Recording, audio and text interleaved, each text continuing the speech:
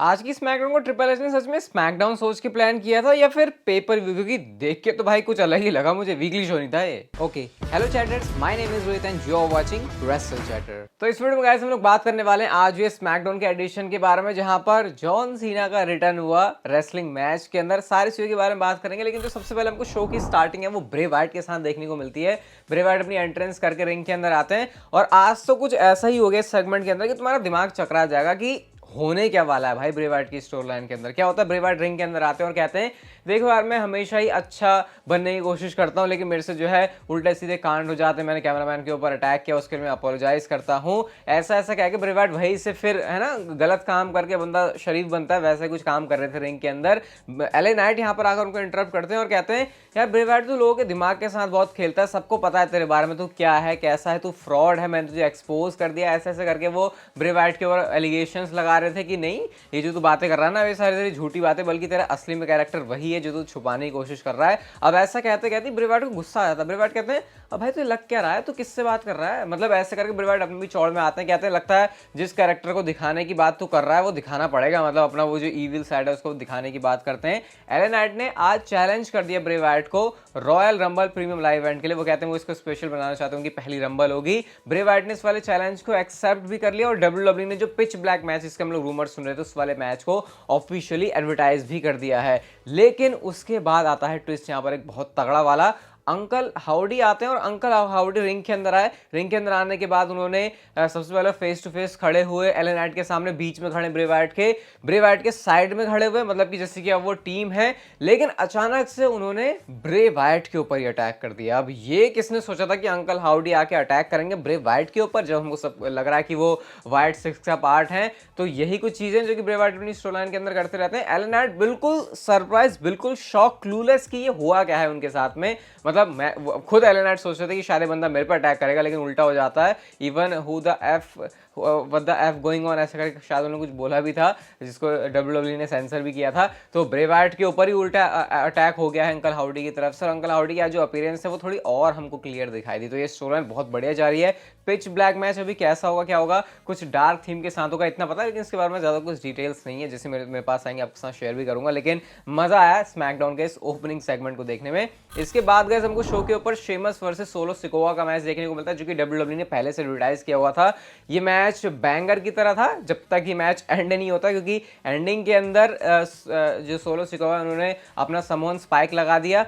हमने ये भी देखा कि क्योंकि रिंग साइड के ऊपर सारे ब्लड लाइन के ब्रॉलिंग ब्रूट्स के मेंबर है, तो ये भी आपस में लड़ रहे हैं। लेकिन सोलो सिकोआ की जो दिल की तसल्ली है वो पूरी नहीं होती। उसके बाद भी वो शेमस के ऊपर अपने जो अटैक है उसको कंटिन्यू रखते हैं। तभी रिटर्न होता है ड्रू मैकिंटायर का। ड्रू मैकिंटायर आज शो के ऊपर वापस आ चुके हैं। ना सिर्फ शो के ऊपर वापस आए, बल्कि उन्होंने तोड़ फोड़ भी दिया। जिमी ऊसो के ऊपर तो उन्होंने क्लेमोर भी लगा दी, सोलो को उन्होंने बाहर भी फेंक दिया और उसके बाद वो शेमस के साथ खड़े हुए। और गाइस जो डब्ल्यूडब्ल्यूई ने ओरिजिनली मैच एडवर्टाइज नहीं किया था Usos versus Drew McIntyre and Sheamus का, वो मैच अब आपको नेक्स्ट भी देखने को मिलने वाला है अपकमिंग शो के अंदर। तो इसका मतलब कि ड्रू मैकिंटायर वापस आ गए हैं, हेल्दी हैं, फिट है। अब उनके लिए जो मामला है वो काफी स्मूथ चलने वाला है। और मुझे ऐसा भी लग रहा है कि शायद ये ऊसोस का जो रेन है वो खतरे में आ रहा है, क्योंकि डब्ल्यूडब्ल्यूई ने ओरिजिनली इस मैच को एडवर्टाइज किया था, किया नहीं, दोबारा से कर रही है।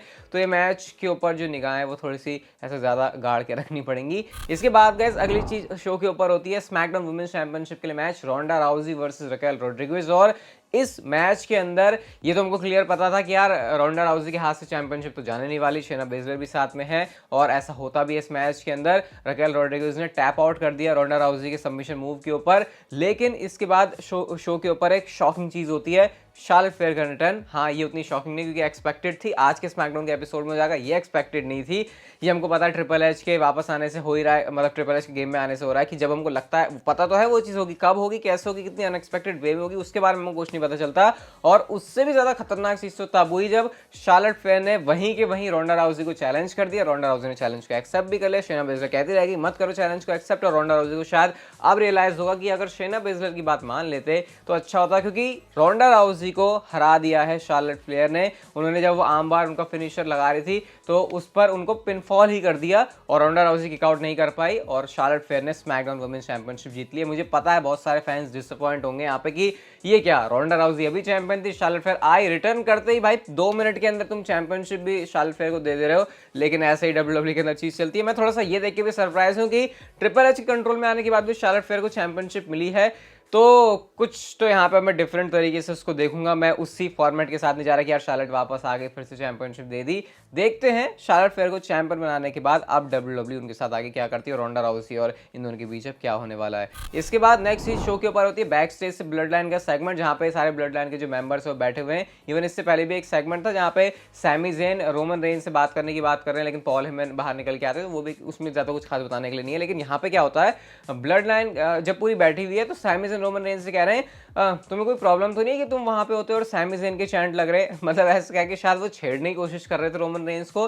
हालांकि रोमन रेंज छिड़े नहीं, उन्होंने कहा नहीं ब्लड लाइन में क्या दिक्कत है भाई, तुम्हारे साथ हो रहा है तो क्या, मुझे इस बात से कोई फर्क नहीं पड़ता। तो ऐसा कह के ये जो हाइप है शो के मेन इवेंट के लिए जो टैग टीम मैच होने वाला है उसको लेकर WWE बिल्ड कर रही थी। नेक्स्ट चीज होती है गुंथर जो कि अपनी इंटरकॉन्टिनेंटल चैंपियनशिप के साथ होते हैं पूरी इंपीरियम के साथ में, और एक पूरी क्लिप दिखाई जाती है जहां पर गुंथर बता रहे हैं कि उन्होंने कैसे सुपरस्टार्स को हराया हुआ है, उनका जो रेन है वो इतना खतरनाक चल रहा है। अब तभी थीम सॉन्ग प्ले होता है monster of all monsters Braun Strowman का। ब्रॉन स्ट्रोमैन आते हैं और कहते हैं इस क्लिप के अंदर मैन्यू इसका मतलब तूने मुझे नहीं हराया है, और वो चैंपियनशिप के लिए बात करते हैं गुंथर से, गुंथर जा रहे हैं। अब इस पर ब्रॉन स्ट्रोमैन कहते हैं भाई मैं तुझसे कोई रिक्वेस्ट नहीं कर रहा, बल्कि मैं तुझे बता रहा हूं कि मुझे मैच करना है तेरे साथ। अब ऐसा करते ही वो जो इंपीरियम के बंदों से भिड़ने लग गए, लेकिन इंपीरियम भारी पड़ जाती है थोड़ी सी उनके ऊपर, क्योंकि जब वो अपनी स्ट्रोमैन एक्सप्रेस लगा रहे होते हैं तो इंपीरियम के बंदों के ऊपर तो वो चीज वो कर लेते हैं, लेकिन जब गुंथर के ऊपर जाते हैं तो गुंथर ने उनको बैरिकेड के ऊपर ही ठोक दिया। अब इसके बाद हो गई बढ़िया वाली पिटाई ब्रॉन स्ट्रोमैन की, सबमिशन होल्ड में बहुत टाइम तक उन्होंने फंसाया रखा, लेकिन सेव करने के लिए रिकोशे आते हैं। ये अलग WWE जोड़ी लेकर चल रही है ब्राउन स्ट्रोमैन रिकोशे की स्मैकडाउन के ऊपर, जो कि देखने में काफी अच्छी लग रही है।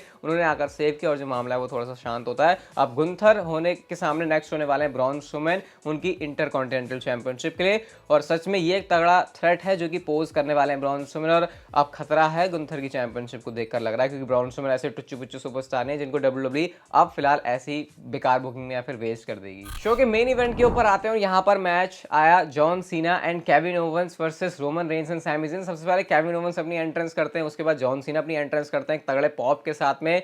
हेयर स्टाइल उनका थोड़ा सा बड़ा हुआ है, वो बिल्कुल पहला वाला पुराना वाला जॉन सीना था वैसा वाला नहीं है, हाँ इतने भी ज्यादा नहीं बड़े हुए कि वो जैसे 1-2 साल पहले लग रहे थे बूढ़े जैसे, वैसा भी नहीं था। अब जॉन सीना आते हैं, उसके बाद पूरे Roman Reigns and Sami Zayn आते हैं। मैच स्टार्ट होता है, शुरुआत Kevin Owens and Sami Zayn ने करी, और देख के यार बड़ा अजीब सा लग रहा था कि Kevin Owens and Sami Zayn दोनों लड़ रहे हैं आपस में, क्योंकि हमने यूजुअली इनको ऐसे लड़ते हुए ज्यादा देखा नहीं है जब तक एक दूसरे के बिल्कुल अगेंस्ट ना हो, और मुझे ऐसा लग रहा था कि शायद WWE बचा के चल सकती है, अभी वो ऐसे लड़ने नहीं देगी दोनों सुपरस्टार्स को। लेकिन फिर लड़ने देते भी क्यों ना, क्योंकि सामने वो भी थे ना John Cena and Roman Reigns, फिर वो भी कैसे लड़ सकते हैं। अब पूरे मतलब अगर तुम आज जॉन सीना की अपीयरेंस देखोगे ना शो के ऊपर तो रहेगा अच्छा बस ये करने आए थे जॉन सीना, क्योंकि जॉन सीना ने रेसल भी ज्यादा कुछ खास नहीं किया, पूरे टाइम वो एप्रन पर खड़े रहे। जब एक बार हॉट टैग की बारी आई तो रोमन रेंज ने आकर उनको नीचे गिरा भी दिया, इसकी वजह से जो हॉट टैग वो हो नहीं पाता है। लेकिन शो के बिल्कुल एंड में उनको आई थिंक 3-4 मिनट बचे थे तभी उनको टैग मिलता है। टैग मिलने के बाद उन्होंने सबसे पहले शोल्डर टैकल लगाए, वो सैमी ज़ेन के ऊपर शोल्डर टैकल लगाते हैं, उसके बाद वो अपना जो यू कैन नॉट सी मी करके अपना फिनिशर मारना जा ही रहे होते हैं, लेकिन रोमन रेंज बीच में आ गए। अब रोमन रेंज बीच में आ गए तो केविन ओवेंस भी बीच में आ गए। अब केविन ओवेंस बीच में आ गए तो यहाँ पे बहुत अच्छा मोमेंट आता है जब हमको डबल 5 नकल शफल देखने को मिलता है। केविन ओवेंस ने उसको थोड़ा सा वॉच कर दिया था, क्योंकि जॉन सीना इधर जा रहे थे तो केविन ओवेंस को भी उधर जाना था, हालांकि वो चीज़ हुई नहीं, बट फिर भी उसको अच्छे से उन्होंने मैनेज किया। हमको यहाँ पे इन जॉन सीना का सिग्नेचर केविन ओवेंस और जॉन सीना दोनों की तरफ से देखने को मिलता है। उसके बाद क्या होता है, जॉन सीना रोमन रेंज के ऊपर अपना ए फिनिशर लगाते हैं, रोमन रेंज तो लग गए साइड में। अब इसके बाद रिंग के अंदर बचते हैं Sami Zayn and Kevin Owens, और उसके बाद पड़ जाता है स्टनर केविन ओवेंस की तरफ से सैमी ज़ेन को, और केविन ओवेंस ने पिनफॉल कर दिया सैमी ज़ेन का, और इस तरीके से जो विक्ट्री है वो John Cena and Kevin Owens के हाथ में आ गई। मेरे ख्याल से WWE जॉन सीना को अच्छा बुक कर सकती थी और ज्यादा इसमें, लेकिन ये मतलब ये कुछ पता कैसा था स्मैकडाउन में, जैसे कि जॉन सीना कोई लाइव शो या फिर लाइव इवेंट कंपीट करने आ रहे हैं कोई, मतलब मुझे ऐसा लग रहा था कि शायद शो की ओपनिंग में WWE जॉन सीना को डाल सकती है, लेकिन बहुत टाइम के बाद टीवी पे देख के जॉन सीना को काफी अच्छा लगा, क्योंकि 1-1.5 साल का ये फासला हो गया जब जॉन सीना ने रेसल किया, और ये भी अच्छा रहा कि 2022 आते आते एंड होते होते जॉन सीना ने WWE शो पर कंपीट कर लिया। उनकी जो स्ट्रीक चल रही थी इतने टाइम से वो नहीं टूटी है। ओवरऑल आज का स्मैकडाउन का शो मैंने तो बहुत एंजॉय किया, डेफिनेटली आपने भी किया होगा। अच्छी लगी ये वाली वीडियो तो इसे लाइक कर दो, चैनल कर सकते हो शेयर, सब्सक्राइब, नोटिफिकेशन बेल को on, and see you guys in my next video.